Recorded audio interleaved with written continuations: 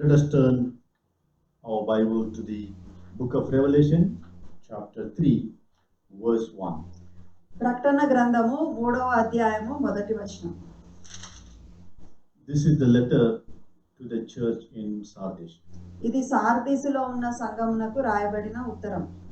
Verse 1. To the angel of the church in Sardis write, these are the words of him who holds the seven spirits of God and the seven stars. సార్దీసులో ఉన్న సంఘపు దూతకు ఇలాగు రాయము, 7 నక్షత్రములను దేవుని 7 ఆత్మలను గలవాడు చెప్పు సంగతులేవనగా, I know your deeds, you have a reputation of being alive, but you are dead.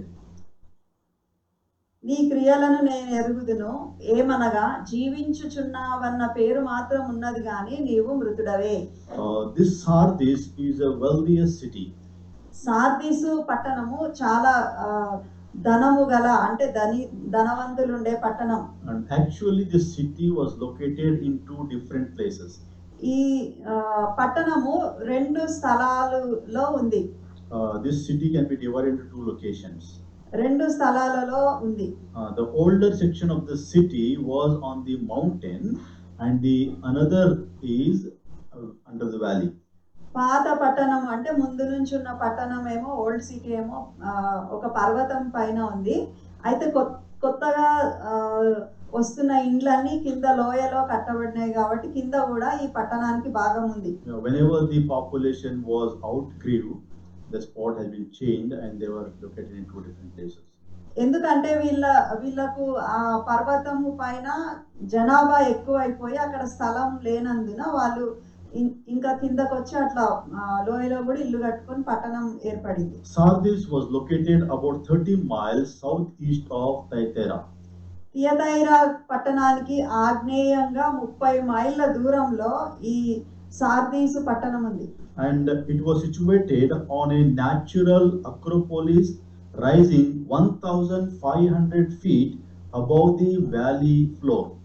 అయితే 1500 ఫీట్ల ఎత్తైన కొండ పైన గోపురం లాగా ఉన్న ఆ స్థలంలో ఈ సార్దీసు పట్టణం కట్టబడింది. And the city was nearly impregnable. అయితే ఈ పట్టణము చూడడానికి అగమ్య గోచరంగా ఉంది. Around 1200 BC, it gained prominence as the capital of the Lydian kingdom. 1200 సంవత్సరాలు క్రీస్తుకు పూర్వం వరకు అప్పుడు ఈ పట్టణానికి ప్రాముఖ్యత సంచరించుకొని లిడియన్ రాజ్యానికి ఇది రాజధానిగా ఉండింది. And in this city the primary industry was harvesting wool.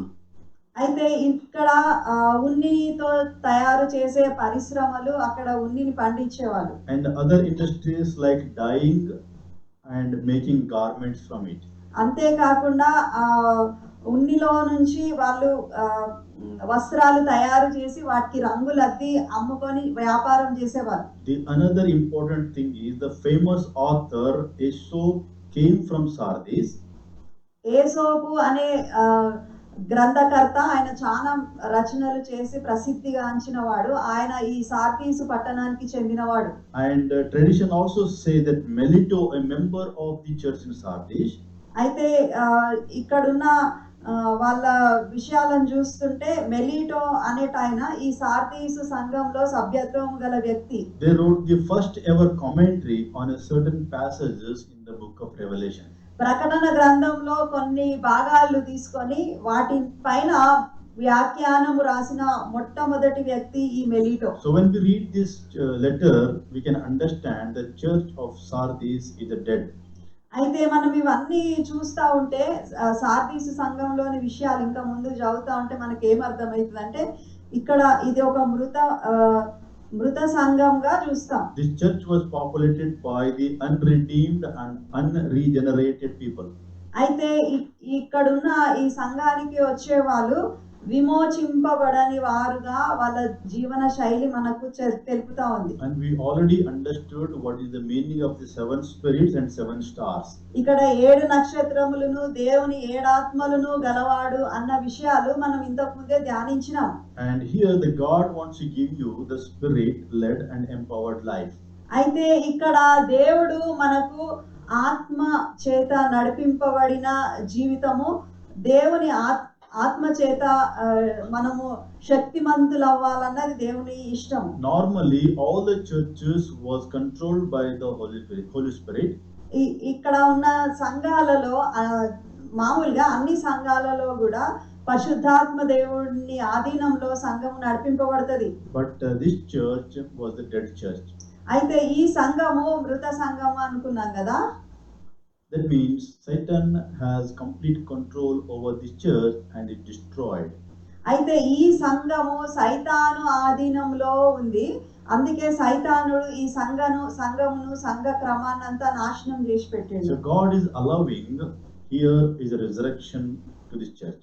అయితే ఈ సంఘమునకు దేవుడు పునరుద్ధానమును ఇస్తున్నాడు. And no conversions are taking place in this church. అయితే ఈ సంఘంలో ఎవరు కూడా దేవుని వైపు తిరగట్లేదు, మారు మనసు పొందట్లేదు. And that is totally unacceptable in the eyes of God if our churches not bringing any souls. అయితే సంఘములలో నూతన ఆత్మలు చేర్చబడకపోవడము అది దేవునికి అంగీకారమైన విషయం కాదు. So from this letter we can understand that in this world there are many churches are dead. అయితే దీన్ని బట్టి మనకి ఏం అర్థమవుతుందంటే ఈ ప్రపంచంలో ఉన్న సంఘాలలో చాలా సంఘాలు ఈ విధంగా మృతమైన సంఘాలుగా ఉంటున్నాయి. So if you visit the churches you will find most of the churches are spiritually dead.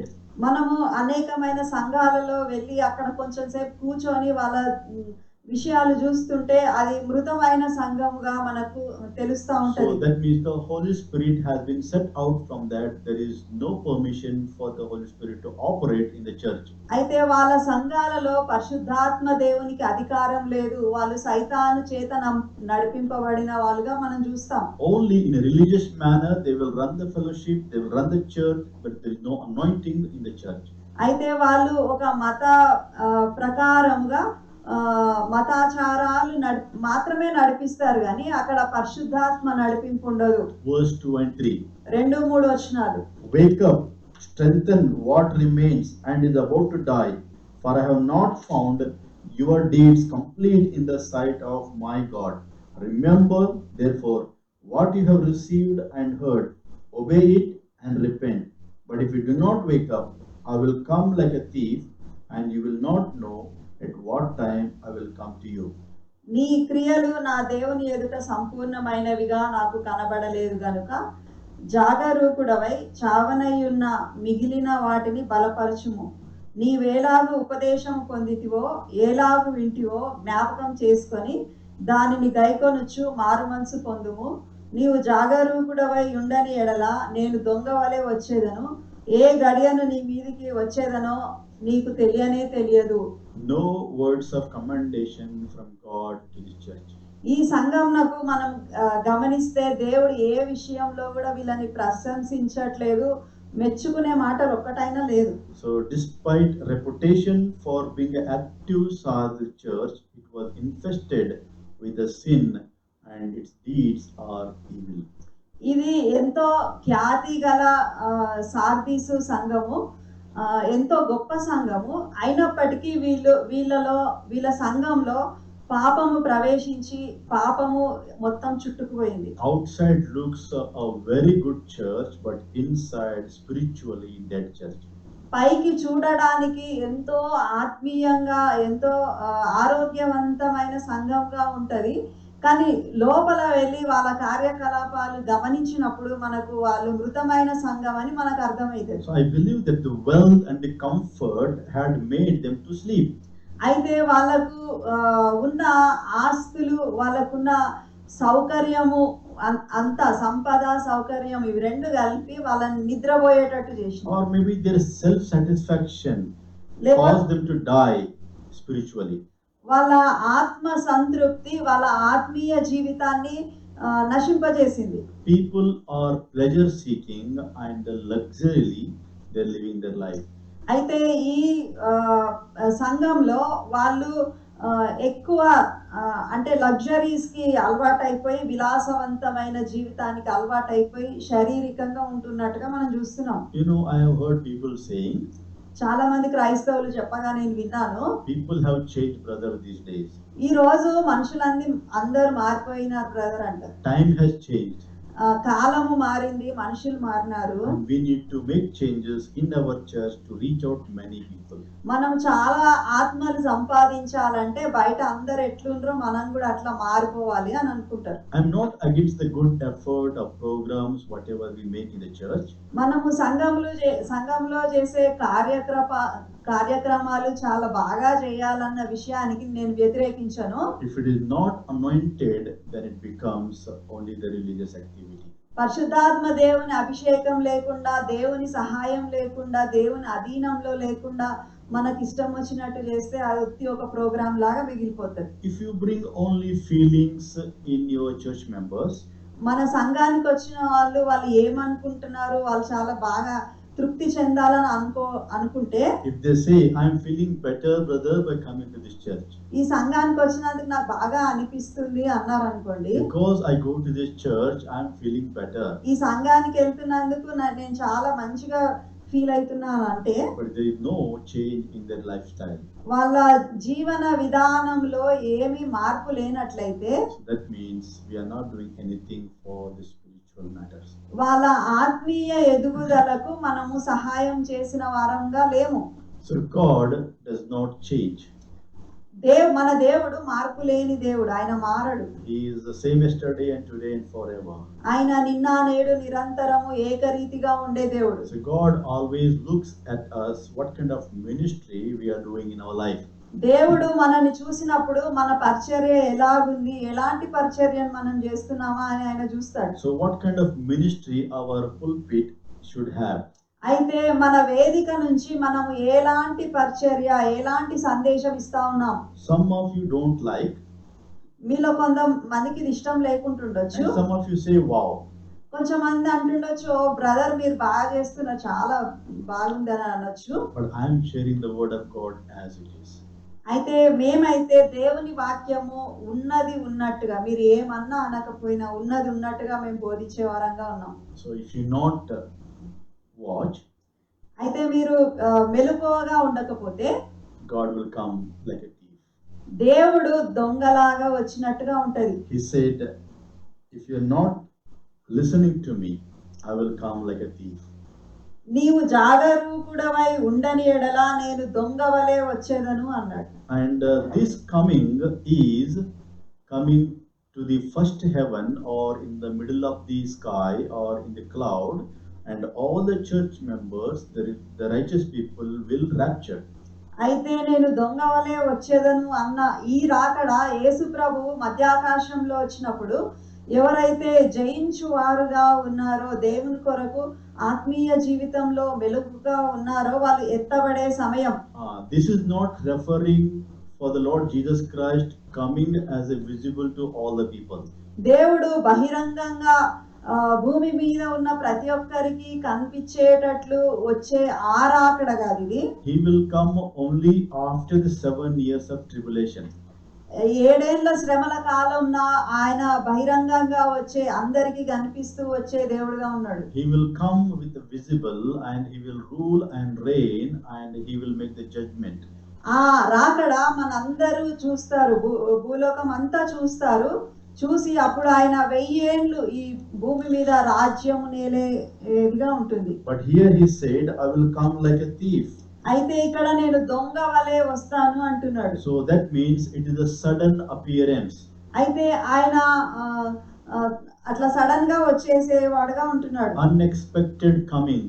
అయితే మనము అనుకోనని సమయంలో, ఒకసారి మీకు చెప్పాలనుకుంటున్నాను, మనము క్రైస్తవులము కాని ఎడలా లేకపోతే విశ్వాసంలో మెలకువగా లేని ఎడలా మనకు యేసుప్రభు దొంగలా వచ్చేసిండు అన్నట్టు అనిపిస్తుంది. He will not come like a thief for the believers. అయితే బిలీవర్స్ విశ్వాసులకు ఆయన దొంగ వలె వచ్చినట్టు ఉండదు. Because we know the season of his coming and we already prepared and we will know that when he comes immediately we will get raptured. ఇక్కడ వాక్య ప్రకారం మనము జాగరూకులమై మనము మెలకువగా ఉంటాము, మనము సిద్ధపడి ఉంటాము కాబట్టి మనము ఎత్తబడతాము. So if you are spiritually tuned, then you are going to have a spiritual awareness. అయితే మనము ఆత్మ చేత నడిపింపబడిన వారముగా ఉంటే మనము ఆత్మ చెప్పు సంగతులను వింటాము, మనము ఆత్మీయంగా సిద్ధపడి ఉంటాం. So I want to remind you about the prophet Elijah. నేను ఎలీషా గురించి మాట్లాడాలనుకుంటున్నా. So he knew that he was going to rapture. ఎలీయా ఆయన ఎత్తబడతాడని ఆయనకు తెలుసు. But he didn't know when and where. అయితే ఆయన ఎక్కడ ఎత్తబడతాడు, ఎప్పుడు ఎత్తబడతాడు అన్నది ఆయనకు తెలియదు. But he knows, and his servant or his colleagues also knew that he was going to rapture.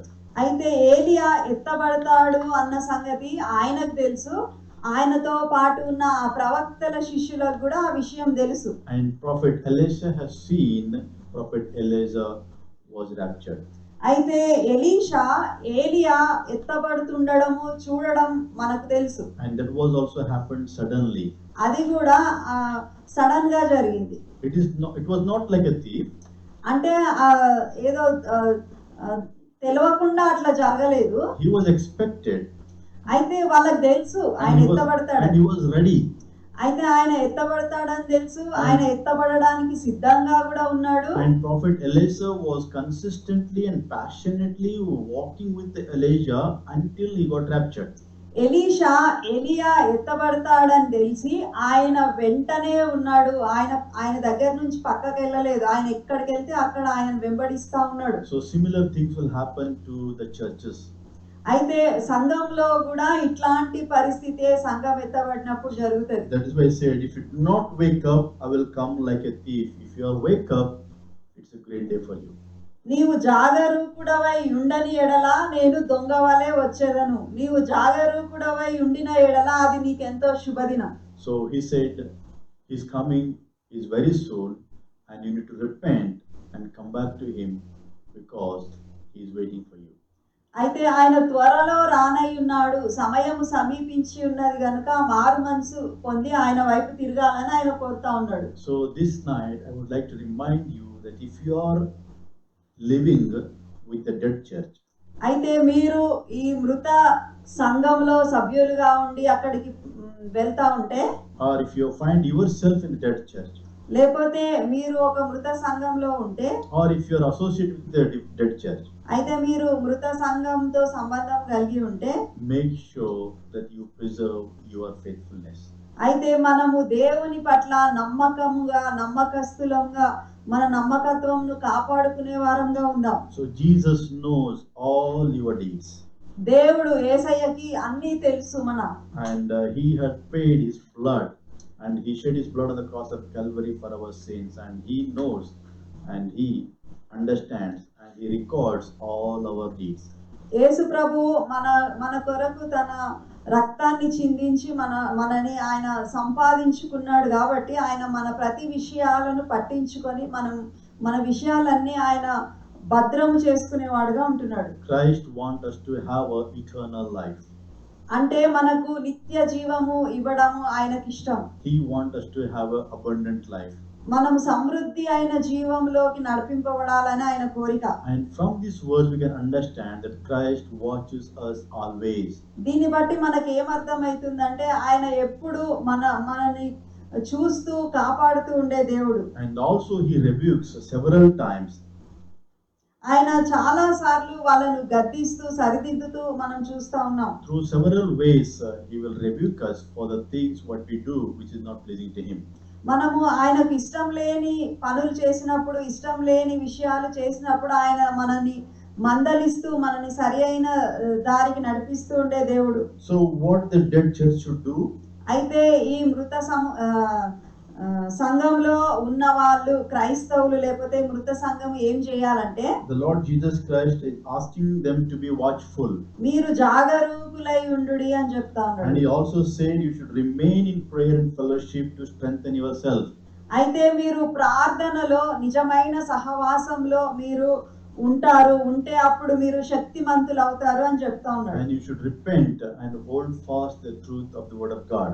మనము మన తప్పిదాలు ఆయన సన్నిధిలో ఒప్పుకొని మనము దేవుడు మనకు నేర్పించిన సత్యం వాక్యము పట్టుకొని నిలబడాలని ఆయన కోరుతా ఉన్నాడు. Verse 4. 4వ వచనం. Yet you have a few people in Sardis who have not soiled their clothes.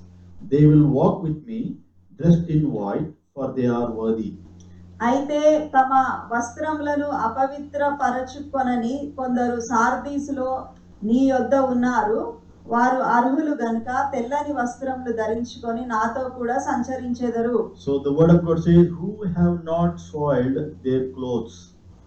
తమ వస్త్రములను అపవిత్రపరచుకొనని కొందరు. So that means even the dead church has the people who really have a life. అయితే ఈ మృతమైన సంఘములో ఉన్న కొంతమంది సభ్యులు నిజంగా వాళ్ళు పరిశుద్ధ జీవితంలో జీవిస్తా ఉండడం మనం చూస్తా ఉన్నాం. Few members are maintaining their spiritual life in spite of the church was dead. సంఘము మృతమే, కానీ ఆ మృతమైన సంఘంలో కూడా సజీవులైన క్రైస్తవులు ఉన్నారు. So soiled means to smear or to pollute. అయితే ఇక్కడ తమ అపవిత్రపరచుకొనడము అంటే ఏంటంటే వాళ్ళ వస్త్రములు కలుషితమై లేదా మరకలు పడడం. So this refers to the character. అయితే ఇది వాళ్ళ గుణగణాలను చూపిస్తా ఉంది. So there were few believers who did not change their characters and they are having still the godly characters. అయితే ఆ సంఘంలో ఉన్న వాళ్ళు ఇంకా కొంచెం మంది ఇంకా దైవభక్తి గలవారిగా వాళ్ళు దేవుని యందు భయభక్తులు కలిగి ఉన్నట్టుగా చూస్తా ఉన్నాం. So Jude 23 it says that people should have the godly character. అయితే యూదా పత్రిక 23వ వచనం of their holiness and the purity.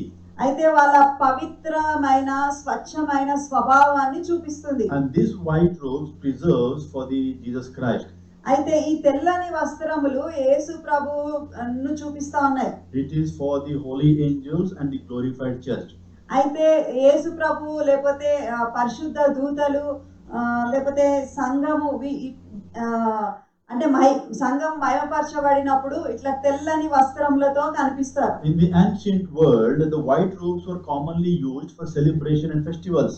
అయితే ఆ పురాతన కాలంలో ఈ తెల్లని వస్త్రములు పండుగలకు లేకపోతే ఏమైనా వేడుకలు జరిపించుకున్నప్పుడు వాళ్ళు ధరించేవాళ్ళు. So verse 4 says there are few people still they did not change the character and they are still living for God.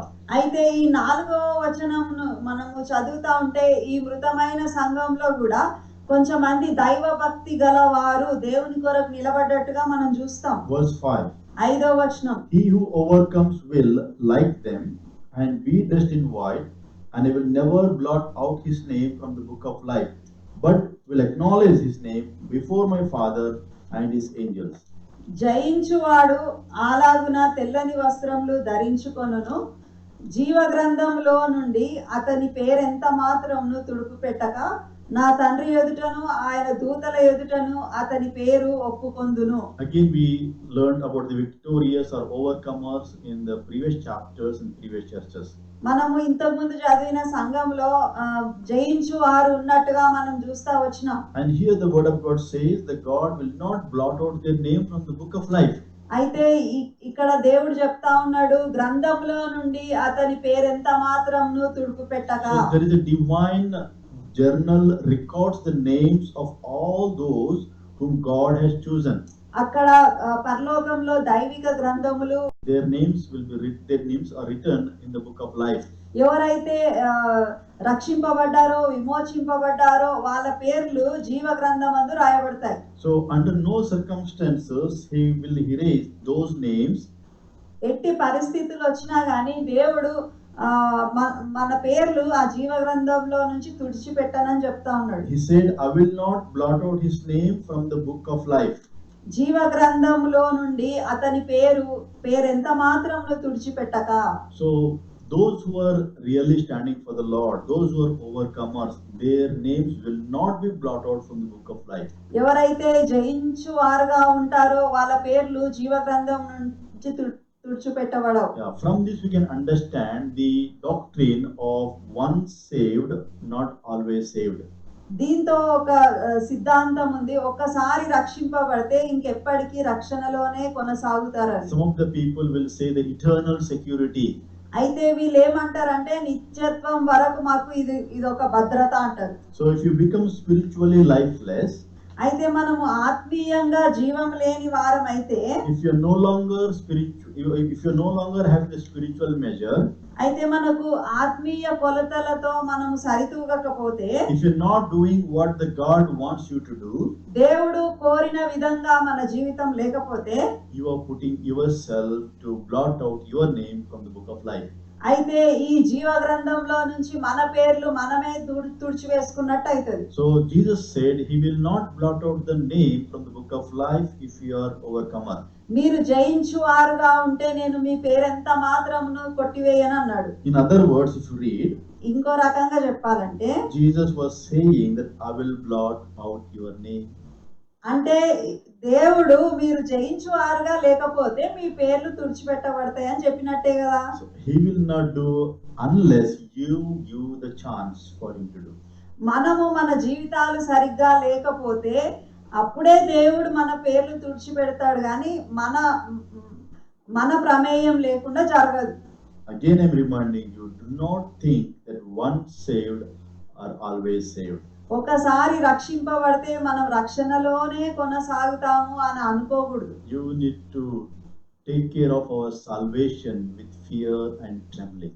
మనము భయముతో వణుకుతో మన రక్షణను కాపాడుకునే వారంగా ఉన్నాం. Verse 6. 6వ వచనం, He who hears an ear, let him hear what the Spirit says to the churches. సంఘములతో ఆత్మ చెప్పుచున్న మాట చెవిగలవాడు వినుగాక. So those who are really sensitive to the Spirit of the Lord, let us hear and understand what actually the Lord Jesus Christ is saying to the church in Sardis. అయితే Sardis సంఘంలో దేవుడు ఆ సంఘం గురించి చెప్పినట్టుగా ఆ విషయాలని చెవిగలవాడు ఆత్మ చెప్పుచున్న మాటలు వినుగాక. Sardis church was a dead church. Sardis సంఘము మృత సంఘము. And it was in the Roman Catholic era. ఆ సంఘము రోమన్ క్యాథలిక్ వాళ్ళ యుగంలో ఉండింది. So if you see the church ages, from here the Protestant Reformation takes place. అయితే ఈ సార్దీస్ సంఘ కాలము నుంచి ప్రొటెస్టెంట్ సంఘము మొదలైతది. Verse 7. 7వ వచనం. So verse 7 we can see the letter to the church in Philadelphia. 7వ వచనంలో ఫిలదెల్ఫియాలో ఉన్న సంఘమునకు రాయబడిన ఉత్తరాన్ని మనం చదువుతాం. To the angel of the church in Philadelphia write, these are the words of him who is holy and true, who holds the key of David. What he opens no one can shut, and what he shuts no one can open. ఫిలదెల్ఫియాలో ఉన్న సంఘపు దూతకు ఇలాగు రాయుము, దావీదు తాళపు చెవి కలిగి ఎవడును వేయలేకుండా తీయువాడును ఎవడును తీయలేకుండా వేయువాడునునైనా సత్యస్వరూపియగు పరిశుద్ధుడు చెప్పు సంగతులేవనగా. Philadelphia is now called as Al-Shahir in Turkey. Philadelphia Turkey దేశంలో అల్ అషేహీర్ అనే స్థలంగా ఇప్పుడు చెప్పబడతా ఉంది. It was located on the hillside about 30 miles southeast of Sardis. సార్దీసుకు ఆగ్నేయంలో 30 కిలోమీటర్ల దూరంలో ఒక కొండ పైన ఈ పట్టణం ఉంది. This Philadelphia was founded by the citizen of Pergamum. పెర్గమము ఆ పట్టణంలో ఉన్న వాళ్ళు వెళ్ళి ఈ స్థలాన్ని కనుగొన్నారు. So Attalus, second king of Pergamum, was found this place.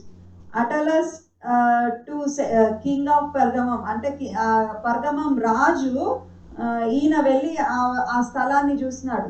And because of his unusual devotion to his brother, ఆయనకి వాళ్ళ అన్నను తమ్ముడు బ్రదర్ అంట, ఆయన అంటే చాలా ఇష్టం అంట. అయితే because of that he named the city as a brotherly love, that is Philadelphia. సహోదర ప్రేమ అనే అర్థం వచ్చే పేరు ఫిలదెల్ఫియా అని ఆ పట్టణానికి పెట్టినాడు. And the community was built in a frontier area as a gateway to the central plateau of Asia Minor.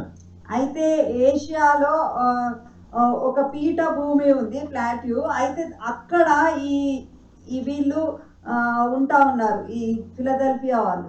And Philadelphian residents, they kept the barbarian out of the region. అయితే వీళ్ళు అనాగరికులను వీళ్ళ పట్టణంలోనికి రానియకుండా వాళ్ళని దూరంగా ఉంచినారు. And they brought the Greek culture and the language. అయితే Greek 17వ సంవత్సరము అక్కడ ఒక భూకంపం వచ్చింది. భూకంపం వచ్చినందుకు ఆ పట్టణము కొంచెం నాశనమైంది. So people were worried and they stayed, most of them outside the limit. అయితే ఆ భూకంపం వచ్చినందుకు మళ్ళీ ప్రకంపనలు ఏమన్నా వస్తాయేమో అని భయపడి వీళ్ళు ఇళ్లలో ఉండకుండా బయట దూరం ఉండడం మొదలుపెట్టినారు. So this city was an important commercial stop on a major trade route called Imperial Postal Road. Imperial postal road అనే ఈ రూట్ లో ఇది ఒక వాణిజ్య సంస్థగా, ఒక ప్రసిద్ధి చెందిన వాణిజ్య సెంటర్ గా ఉంది. First century mail route. ఆ first సెంచరీలో. And this church is probably, the fruit of the Paul's extended ministry in Ephesus. Ephesus లో పౌలు, అపోస్తులుడైన పౌలు చేసిన పరిచర్యకు కారణంగా ఇక్కడ ఈ స్థలంలో ఒక సంఘము ఏర్పరచబడింది. So this we can find in book of Acts chapter 19 verse 10.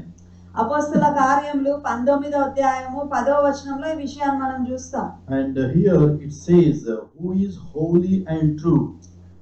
7వ వచనంలో పరిశుద్ధుడు అని రాయబడింది. Again, as I mentioned, the first statement is always description of our Lord Jesus Christ. ప్రతి సంఘంలో మొదటి వచనము యేసు క్రీస్తు ప్రభువుని గురించి ఆయన ఎట్లాంటోడు అన్నది బయలుపరచబడుతుంది. He is the only one true God and all powerful and eternal God. ఆయన ఒక్కడే సత్యవంతుడు, నిత్యుడైన దేవుడు, శక్తిగల దేవుడు. And he is holy and God of all authority. ఆయన పరిశుద్ధుడు, ఆయన సర్వశక్తి గల దేవుడు. And Christ Jesus shares the holy and sinless and pure nature of his God the Father. అయితే యేసు ప్రభువు పాపము లేనివాడుగా, పరిశుద్ధుడుగా, సార్వభౌమ అధికారం గలవాడుగా మనం చూస్తాం. True can be referred in both ways. సత్యము రెండు విధాలుగా మనం చెప్పొచ్చు. One who speaks the truth, ఎవరైతే సత్యము మాట్లాడతారో, and one who is genuine and authentic as opposed to the fake. అయితే ఎవరైతే ఇది నిజము, ఇది కరెక్ట్ అని దాన్ని గట్టిగా చెప్తారో, లేకపోతే నకిలీ లేకుండా ఉంటారో దాన్ని సత్యం అంటారు. So our Lord Jesus Christ is holy and true. మన యేసు ప్రభువు పరిశుద్ధుడు, అంతేకాకుండా సత్యవంతుడు. And also it says he holds the key of David. ఆయన దావీదు తాళపు చెవి కలిగినవాడు. So that represents the Christ's sovereign authority to open the door of invitation to his kingdom. అయితే దావీదు తాళపు చెవి అంటే యేసు ప్రభు యొక్క సార్వభౌమ అధికారము, ఆయన స్థాపింపనై ఉన్న రాజ్యంలోకి ఆయన మనకిచ్చే ఆహ్వానాన్ని చూపిస్తా ఉంది. Gospel of John chapter 14 verse 6. యోహాను సువార్త 14:6వ వచనంలో, And Revelation chapter 1 verse 18. ప్రకటన 1:18లో కూడా This picture that God holds the keys of the Hades and the hell. ఆయన పాతాళ లోకము యొక్కయు మరణపు యొక్కయు తాళపు చెవులు నా స్వాధీనంలో ఉన్నాయని చెప్పినాడు. So he has the sovereign authority. ఆయనకు సార్వభౌమ అధికారం ఉంది. And he holds the keys. ఆయన చేతిలో తాళపు చెవులు ఉన్నాయి. He said whatever he opens no one can shut, and whatever he shuts no one can open. ఆయన ఎవడును వేయలేకుండా తీయువాడును, ఎవడును తీయలేకుండా వేయువాడును అయ్యున్న దేవుడు. So what does that mean? అంటే దాని అర్థం ఏంటి? After the door is opened, no one will close. అయితే దేవుడు మన కొరకు ద్వారములు తెరిస్తే ఆ ద్వారాలను ఎవరు వేయలేరు. This talks about this salvation. ఇది రక్షణను గురించి మాట్లాడుతా ఉంది. So God is assuring the salvation that those who want to believe in the Lord Jesus Christ, that God has opened the door for us to come to him. No one can close the door for him to come. అయితే ఎవరైతే యేసు ప్రభు దగ్గర వచ్చి తమ పాపాలు ఒప్పుకొని పశ్చాత్తాపపడి మారు మనసు పొందుతారో వారికి రక్షణ సమృద్ధిగా ఉంటుంది. రక్షణ పొందకుండా వాళ్ళని ఎవరు ఆపలేరు అన్న విషయం ఈ మాట చెప్తా ఉంది. So salvation assured for everyone. రక్షణ అందరికి నిశ్చయముగా ఇచ్చే దేవుడు. No one can close the door for salvation. మనకు దేవుడు సిద్ధపరిచిన రక్షణను మనం స్వీకరించకుండా ఎవరును ఆపలేరు. No political pressure, no economical pressure, no one can stop us. అయితే ఈ ప్రభుత్వాలు లేకపోతే మన ఆర్థిక పరిస్థితులు మనం రక్షణ పొందడానికి అడ్డం రావు. And once it is closed, no one can open. ఒకసారి దేవుడు మన రక్షణ తరుణాన్ని ఆపేసింది అనుకోండి, మళ్ళీ మనకెవరు రక్షింపలేరు. That is talks about the God's judgment. అయితే దేవుని తీర్పును గురించి మాట్లాడుతూ ఉంది. Judgment is certain. God is going to close the door and no one can open it. ఒక దినము ఈ రక్షణ పొందే సమయము ఆగిపోతుంది, అప్పుడు మనకు అవకాశం ఉండదు. అయితే దేవుడు తీర్పు తీర్చడానికి వస్తాడు, ఆయన తీర్పు తీర్చేది తథ్యం. And God has given an opportunity to enter into his kingdom by opening the door. ఆయన ద్వారములు తీసి మనకు తలుపులు నీ ఎదుట తీసి ఉంచి ఉన్నాను అంటున్నాడు. ఆయన రాజ్యం కొరకు మనని పిలుస్తా ఉన్నాడు. And verse 8, 8వ వచనము, I know your deeds. I have placed before you an open door that no one can shut. I know that you have a little strength, yet you have kept my word and have not denied my name. నీ క్రియలను నేను ఎరుగుదును, నీకున్న శక్తి కొంచెమై ఉండినను నీవు నా వాక్యంను గైకొని నా నామము ఎరుగననలేదు. ఇదిగో తలుపు నీ ఎదుట తీసి ఉంచి ఉన్నాను, దానిని ఎవడును వేయనేరడు. And this also refers that the church in Philadelphia was the open church. అయితే ఫిలదెల్ఫియాలో ఉన్న సంఘము అందరినీ ఆహ్వానించే సంఘం. Oh, they had a great outreach program. అయితే వాళ్ళు చాలా స్థలాలలో వెళ్ళి దేవుని గురించి ప్రకటిస్తా It ఉన్నారు. was a marvelous opportunity for the people to reach out. అయితే అనేకులను వాళ్ళు కలుసుకునే వాళ్ళు. And they were strengthening the people to go and take advantage of the situation. అయితే సంఘంలో ఉన్న వాళ్ళను అందరినీ ప్రోత్సహించేవాళ్ళు. And here it says, verse 8 at the end, it says, I know that you have a little strength. నీకున్న శక్తి కొంచెమై ఉండినను అని రాయబడింది. Again, do not focus on the word little. అయితే కొంచెము అనే ఆ కొంచెం అనే మాట మీద మనం ఎక్కువ నొక్కొద్దు. We believers are, inspired or intended to always use the word little. మనము చాలా సార్లు కొంచెమే అయ్యో కొంచెమే అని అనుకుంటాం. We are, we used to it. మనము అట్లా అనుకోవడానికి అలవాటు పడిపోయినాం. But let us emphasize on the word strength. అయితే ఇక్కడ కొంచెం అనే మాట కంటే శక్తి అనే మాటను ఎక్కువగా మనం చూసుకోవాలి. This church in Philadelphia, they had a strength. వీళ్ళకు శక్తి ఉంది. Strength means power. శక్తి ఉంది, So సామర్థ్యం ఉంది. yeah, this church is the word church. అయితే ఇక్కడ వాక్యము కలిగి ఉన్న సంఘం ఇది. And they have a faith in the word of God, and they have a very strong strength of the word of God. అయితే నీవు నా వాక్యమును గైకొని వీళ్ళు వాక్యము కలిగిన సంఘమై ఉండి వాక్యము శక్తితో పనిచేసే సంఘం. But they are having little things. కానీ వాళ్ళకు ఆ శక్తి కొంచెం ఉంది, ఉన్న శక్తి. So what the Lord is saying is, whatever the little you have, use it for the God's glory. నీకున్న శక్తి కొంచెమై ఉండినను అది దేవుని కొరకు ఉపయోగించండి, దేవుని మహిమార్థమై అని చెప్తా All their activities are for the Lord. వాళ్ళ అన్ని కార్యకలాపాలు దేవుని కొరకే చేస్తూ ఉన్నారు. All the activities are based on the word of God. వాళ్ళ అన్ని కార్యక్రమాలు వాక్య ప్రకారంగా జరుగుతున్నాయి. So the Lord Jesus Christ is commended for the faithfulness to the word of God.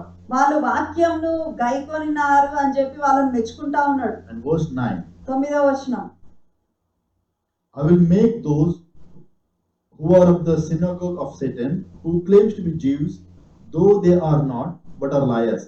I will make them come and fall down at your feet and acknowledge that I have loved you. యూదులు కాకయే తాము యూదులమని అబద్ధమాడు సాతాను సమాజపు వారిని రప్పించేదను. వారు వచ్చి నీ పాదముల ఎదుట పడి నమస్కారం చేసి, ఇదిగో నేను నిన్ను ప్రేమించి తినని తెలుసుకొనున్నట్లు చేసేదను. So those who are claiming themselves as Jews ఎవరైతే యూదులు అని చెప్పుకుంటున్నారో and the synagogue of Satan, సైతాను సమాజపు వారుగా ఉంటున్నారో, so when you read all the things, we can understand that this church was not tolerating the false teaching.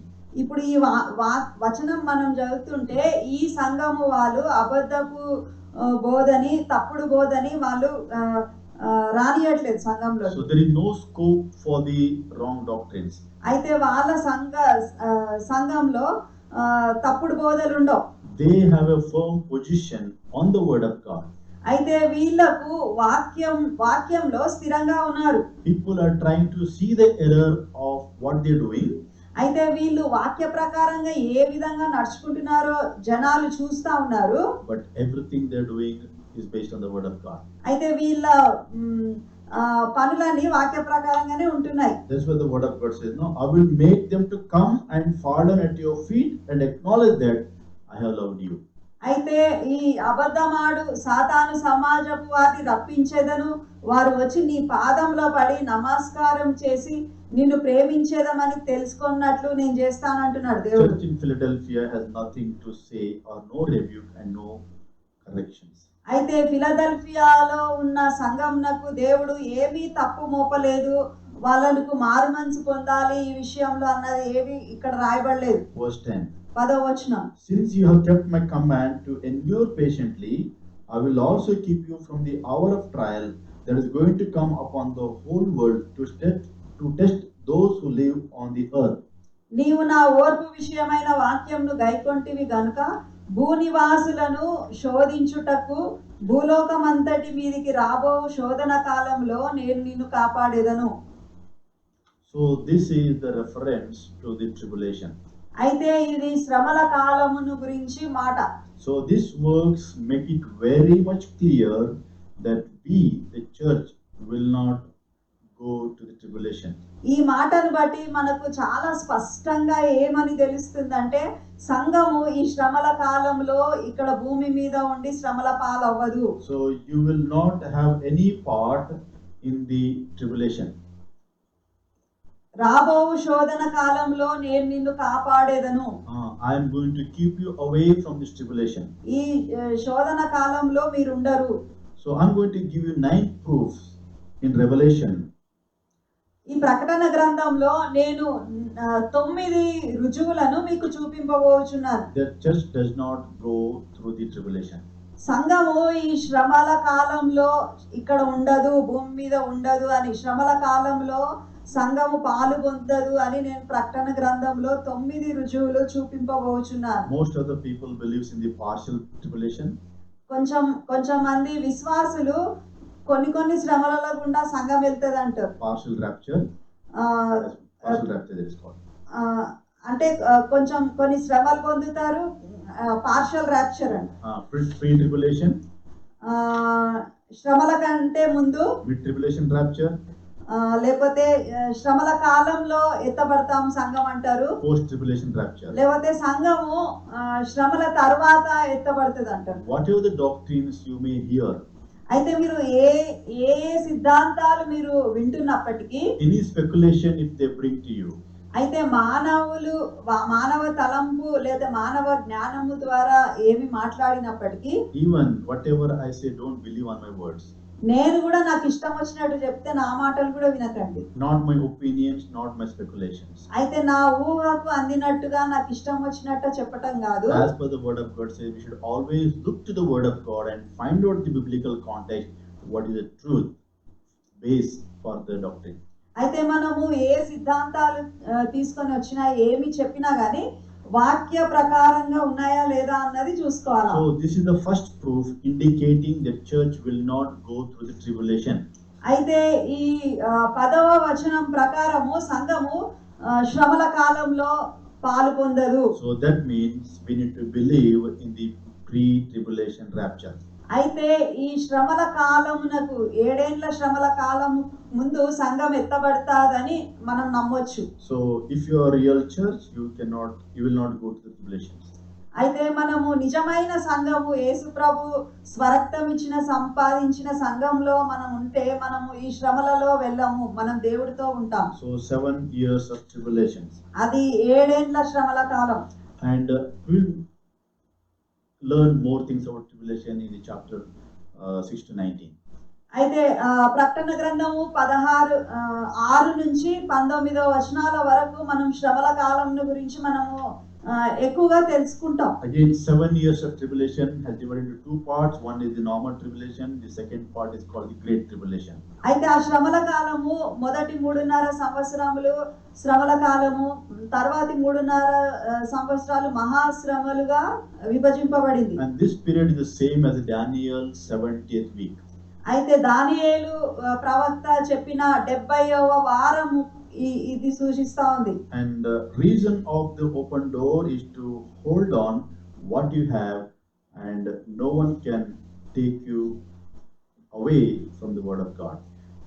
తలుపు నీ ఎదుట తీయబడి ఉన్నది అని అంటే వాక్యం కొరకు నిలబడము, వాక్యము గ్రహించడము అని చెప్పొచ్చు. Okay, so no speculations. మనము దేవుని వాక్య ప్రకారంగానే మాట్లాడతాం, కానీ మనకి ఇష్టం వచ్చినట్టు చెప్పం. Let us bring the reference from the word of God. అయితే మనం ఏం చెప్పినా కానీ దాని గురించిన వాక్యము ఎక్కడుంది, ఎక్కడ రాయబడింది అని కూడా చెప్తాం. Some believers believe that there will be a future time of great tribulation from which true believers will be spared. అయితే చాలా మంది విశ్వాసం ఉంచుతారు ఏంటంటే చాలా శ్రమలు రానై ఉన్నాయి, ఆ శ్రమలలో దేవుడు విశ్వాసులను కాపాడుకుంటాడు. And some people will say the church will undergo the tribulation. కొంచెం మంది ఏమో ఇంకా సంఘము శ్రమల గుండా వెళ్తదని కూడా కొంచెం మంది అంటారు. So again, we cannot interpret the word of God according to our opinions. అయితే వాళ్ళంటున్నారు వీళ్ళంటున్నారు అని కాదు, వాక్యం ప్రకారంగా మనము మాట్లాడుకోవాలి. Read the Gospel of Luke chapter 21 verse 17 to 19.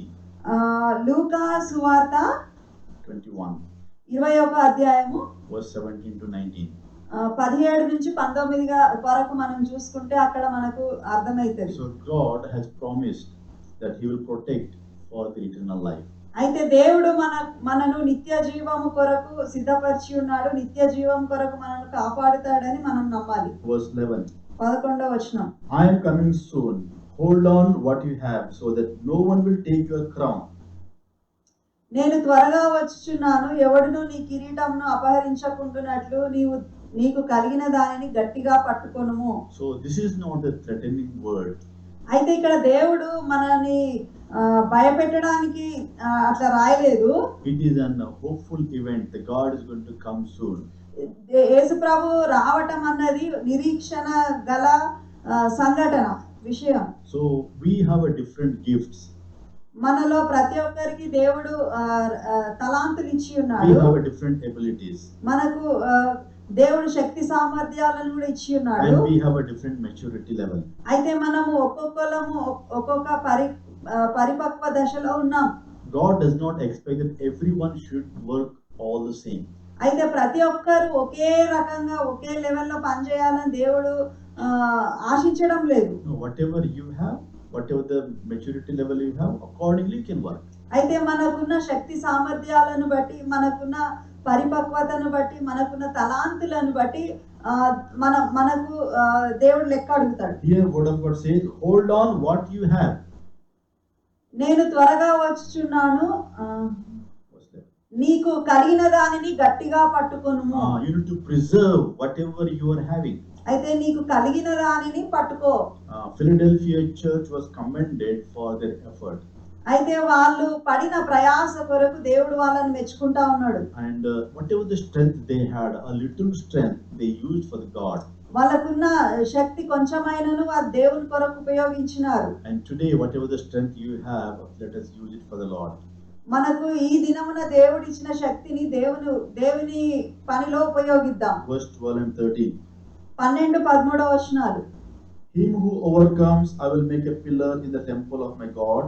Never again will he leave it. I will write on him the name of my God and the name of the city of my God, the New Jerusalem, which is coming down out of heaven from my God, and I will also write on him my new name. He who has an ear, let him hear what the Spirit says to the churches. జయించు వానిని నా దేవుని ఆలయంలో ఒక స్తంభంగా చేసేదను, అందులో నుండి వాడు ఇక మీదట ఎన్నటికి వెలుపలికి పోడు. మరియు నా దేవుని పేరును పరలోకంలో నా దేవుని యొద్ద నుండి దిగివచ్చుచున్న నూతనమైన యెరూషలేమును, నా దేవుని పట్టణ పేరును, నా కొత్త పేరును వాని మీద వ్రాసేదను. సంఘములతో ఆత్మ చెప్పుచున్న మాట చెవిగలవాడు వినును గాక. Jesus Christ was saying, the overcomers I will make a pillar. అయితే జయించు వారిని ఒక స్తంభముగా చేస్తానన్నాడు. So believers will enjoy an unshakable things. అయితే వాళ్ళు కదిలింపబడని వారుగా దేవుని సన్నిధిని అనుభవించే వాళ్ళుగా ఉన్నారు. They will stand firm in eternity. వాళ్ళు నిత్యత్వంలో వాళ్ళు స్థిరంగా నిలబడే వారుగా ఉన్నారు. Secure place in the presence of God. వాళ్ళకు దేవుని సన్నిధానంలో ఒక స్థలాన్ని దేవుడు సిద్ధపరిచి ఉన్నాడు. So believers, overcomers will be firm in the presence of God. వాళ్ళు దేవుని సన్నిధిలో స్థిరమైన నివాసం కలిగిన వారుగా ఉన్నారు. And God says He will write a new name. అయితే దేవుడు వారికి కొత్త పేరు ఇస్తానని చెప్తా So ఉన్నాడు. God is imprinting His character by writing the name. అయితే ఆయన దేవుని గుణగణాలను ఆయన పేరు ఇచ్చుట ద్వారా మనలో ఆయన చూస్తా ఉన్నాడు. And also He said about the New Jerusalem. ఆయన నూతన యెరూషలేమును గురించి కూడా చెప్పి It's ఉంటున్నాడు. the future dwelling place for all the believers. ఆ విశ్వాసులు జయించిన వాళ్ళు నివసించే నివాస స్థలము నూతనమైన యెరూషలేము. Everything will be new and pure and secure. అయితే అక్కడ సమస్తము నూతనముగా పరిశుద్ధంగా దేవుని సన్నిధిలో ఎంతో భద్రంగా మనము ఉండే స్థలము. The overcomers will enjoy the eternal citizenship with God. అయితే జయించు వారు అక్కడున్న అన్ని విషయాలను స్వతంత్రించుకొందురు అని ఉంది. So from this church of Philadelphia, ఈ ఫిలదెల్ఫియా సంఘము నుండి we can encourage saying that they have nothing to rebuke or correct.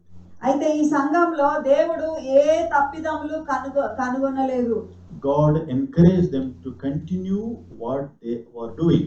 అయితే మీరు చేయుచున్న దానిని కొనసాగించుడి, మీకు కలిగి ఉన్న దానిని గట్టిగా పట్టుకొనుడి అని చెప్తా ఉన్నాడు. Church in Philadelphia was the faith church. అయితే ఈ ఫిలదెల్ఫియాలో ఉన్న సంఘము విశ్వాస సంఘము. And my prayer that all the churches in these days in this world should become like the church in Philadelphia. Philadelphia సంఘములాగా ఇప్పుడున్న మన సంఘాలన్నీ కూడా విశ్వాస సంఘాలుగా ఉండాలని నా ప్రార్థన. Let us all become the church like Philadelphia. మనం అందరము ఫిలదెల్ఫియా సంఘంలాగా అవుదాం. We'll be right back with the Facebook Live tomorrow, beginning with the chapter 4. రేపు ఇదే సమయంలో మళ్ళీ ఫేస్బుక్ లైవ్ లో కలుసుకొని లవోదికయ సంఘముల గురించి మనము ధ్యానించుకుందాం. Sorry, chapter 3 verse 14. Let us pray.